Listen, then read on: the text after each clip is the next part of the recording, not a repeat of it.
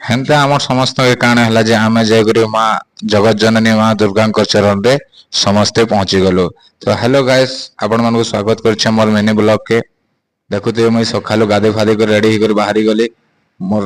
ତାପରେ ଆମର ଭଞ୍ଜା ଗୋଟେ ସ୍କୁଟିରେ ଆସୁନୁ ବାଟରେ ଆମର ଭାଇ ଜଣେ ମୁଇଁ ବି ଯିବି କହିଲେ 3 ଲୋକ ଆମେ ବାଇକରେ ପଳେଇ ଆସିଲୁ।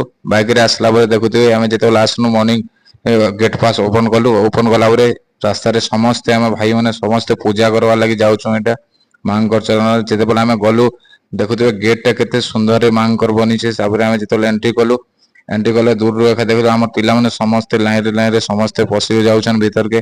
ଆମର ଯେତେ ସମସ୍ତେ ଆମେ ଯାଇଥିଲୁ ତ ଗଲା ପରେ ଭାଇ ମୁଇଁ ବି ତାପରେ ସବକ ଲାଷ୍ଟକେ ଆସିଲି। ଆସିଲା ପରେ ମାଙ୍କର ଚରଣରେ ସିଧା ଯାଇକରି ଗଡିଗଲି। ଦେଖୁଥିବେ ମାଙ୍କର ଆଶୀର୍ବାଦ ଲାଗି ପୁରା ଗଲି ମୁଢିଆ ମାରିଲି। ମୁଢିଆ ମାରିଲା ପରେ ସମସ୍ତେ ପୂଜା କଲୁ। ପୂଜା କଲେ ଯେତେ ଆମେ ନଡିଆ ବି ଆଣିକରି ଆସିଥିଲୁ ସମସ୍ତେ ନଡିଆ ଆଣିଲା ପରେ ମାଙ୍କ ଚରଣ ଦେଲୁ।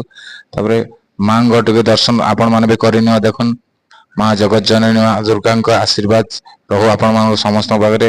ଦେଲା ପରେ ଭାଇ ମତେ ଆମର ଭାଇ ମାନେ ତିଲକ ଟିକେ ଲଗେଇଦେଲେ ମାଙ୍କର ଲଗାଇଲା ପରେ ଆମେ ସମସ୍ତେ ମାଙ୍କ ଦର୍ଶନ କରିକିନା ବାହାରକେ ଆସିଲୁ।